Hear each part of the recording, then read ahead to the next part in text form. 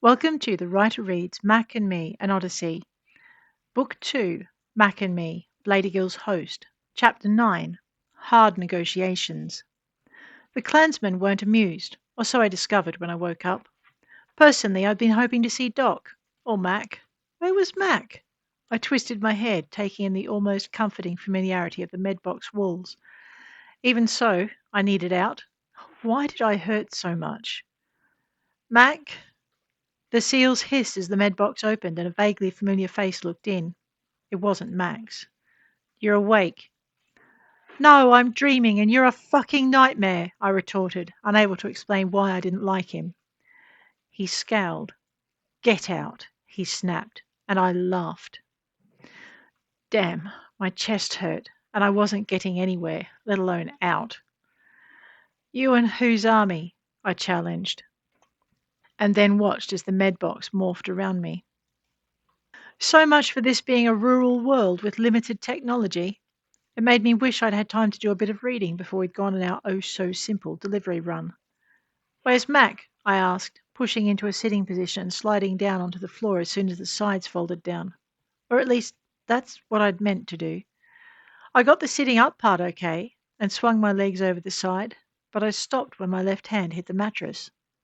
My fingers touched the sheet, but something was wrong. Something felt wrong. Actually, I'm not sure felt is the right word for it. I glanced down and then I froze, gripping the edge of the bed as the room dipped and swirled, and I closed my eyes. The man didn't move an inch. He didn't answer me either. He just stood there and waited, watching as I opened my eyes and looked at the hand on the end of my arm. When I'd adjusted to the sight of it, I looked up at his face, and then looked back down at the 5 metal digits I'd clenched around the sheet. I wondered what would happen if I punched Mac with this. And then I remembered and turned back to my silent companion. Where's Mac? You're not going to ask what happened to your hand? He asked, and I closed my eyes again, swallowing hard against the fast-rising bile. Mac, I repeated, gritting my teeth and ordering my stomach to keep its contents right where they were. Where is he? When he did not reply, I opened my eyes and looked up at him. This time he was not alone. A doctor, dressed in the simple whites of doctors the universe over, stood beside him, and I decided that this was not going to fly. Mac, I said. Where is Mac? The man I was with? My boss? I looked from one of them to the other, and then back again. When they did not respond, I pushed myself off the edge of the bed and let my feet hit the floor. That almost ended in disaster. I stumbled forward and ended up running into the man who had woken me. He hesitated, obviously considering the idea of letting me fall, but I reached up and grabbed his shoulder with my unfamiliar hand and gripped it tight to steady myself. And then I squeezed, the vibration of bone shifting beneath my fingers, running up my arm. I laid my other hand on his other shoulder and forced my body to straighten up. Mac, I repeated, and watched his mouth open in pain. Beside him, the doctor's mouth dropped open, mirroring his master's shock as horror wrote itself across his face. Let go. As an order delivered by someone hurting that much, it wasn't bad. I managed a grin and gripped tighter. The sharp punch of pain in my gut came as a complete surprise, and my knees folded. I tried to hold on, but I just couldn't. Put her back in the tank and speed up the process, said the man who'd greeted me. And make sure her boss is restrained when I visit.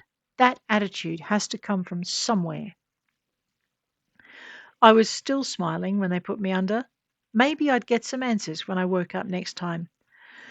Yeah, and maybe Mac would be there and I'd be back on board the Marie and Doc Oscar would be doing his very best impression of being upset. 1 out of 3 was more than I had any right to expect. Mac, I said when I was awake and free of the tank once more, and I took a very shaky step toward him. Easy there, he said, when movement alerted me to the others in the room. Easy, he repeated, taking the towel from the approaching medic's hands and passing it to me before guiding me over to the sand unit at one side of the tank. He turned to me. Clean up and get dressed. I'm sure these gentlemen won't mind waiting. That last sentence was directed more to the well-dressed man standing on the opposite side of the room than to me. I'd like to say that having a metal hand took me by surprise again, But it didn't. Somewhere in my sleep, my brain had assimilated the facts and decided it could handle having a new hand, as opposed to not having one at all. Maybe Mac would let me upgrade it. Move your ass, he said, and I gasped at the sound of him in my head. Well, at least I knew he was back. The main question was, back where? Hurry up so we can find out, he said, and I finished scrubbing the regen fluid off my skin and stepped out from under the water. Mac handed me the towel again, then passed me the clothes being held by another hovering medic. All the time he kept himself between me and the two lords in the room. At least I think they were lords. Neither of them impressed me much. They might be nobility, but there was very little noble or gentlemanly about either of them. In fact, they reminded me of every rich prick I'd ever seen in every cliched depiction of spoilt wealth I'd ever watched for entertainment. I studied them as I dressed, taking in their looks, their clothes, the weapons hanging at their waists. It took me a moment to realize I recognized one of them. He had the arm in a sling and a familiar look of watchfulness on his face, and he wore a dagger at his waist. I stopped when I saw it, and then lifted my gaze to his face. By that stage I was dressed, and I was furious, because now I knew what he'd done. "You smug-faced, ass-fucking, dick-jerking son of a—" Mac grabbed me as I took a step toward the man, and then he slapped a hand over my mouth and pulled me tight against his side. "Be nice," he said, even as his voice echoed in my mind. "I need you alive." He did? I glared over his hand at the whomever it was standing by the door. The guy's hands were hovering at his belt line, one set of fingers on the dagger hilt, the other above his sword. They had swords? "And they're not afraid to use them," Mac told me in the privacy of our heads. "So please, keep your mouth shut and your body at my side." He wished. "Not in a lifetime of nopes," he added, and I blushed as he let me go. That last comment had been totally uncalled for. I saw curiosity flicker across the faces of the two gentlemen waiting for us, and then Mac spoke. "You had something you wanted to discuss?" At least it took their attention away from me. Both men glanced toward him. It was the younger, stabby one that answered. "Follow us," he said, and he turned and led the way away from the regen room without another word of explanation. His older counterpart followed on his heels as though Mac and I were no threat at all. Well, at least he'd called that right. The minute we stepped through the door, I saw why they weren't worried. Another dozen men lined the corridor outside. They fell in around us, flanking us as we followed our hosts down the hall. I risked a glance to both sides and saw nothing that encouraged an escape attempt. These guys were soldiers, and they moved like they were living inside a combat zone, even inside the walls of what had to be their home. What the hells was going on with this world? It was a question the Lord of Caravan answered when we were seated at the conference table, our escort arrayed along the walls on either side. "We are one of 18 clans," he said. "Our forebears settled this world and built a political system based on bloodline, trading power, and familial ties. You were hired by Clan Hazurna to retrieve the youngest of their daughters.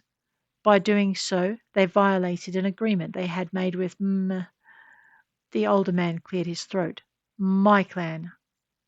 The older man nodded. Mac glanced at me, and I glanced back, and then we both turned to stare at the young lord at the head of the table. Neither of us asked what it had to do with us. Okay. We just waited for him to get to the point.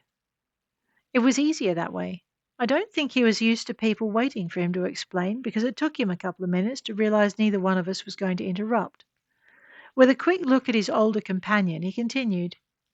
Malari was the second clanswoman Blaedergil took.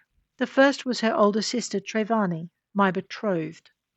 He levelled a stern gaze toward us, then settled his stare on me.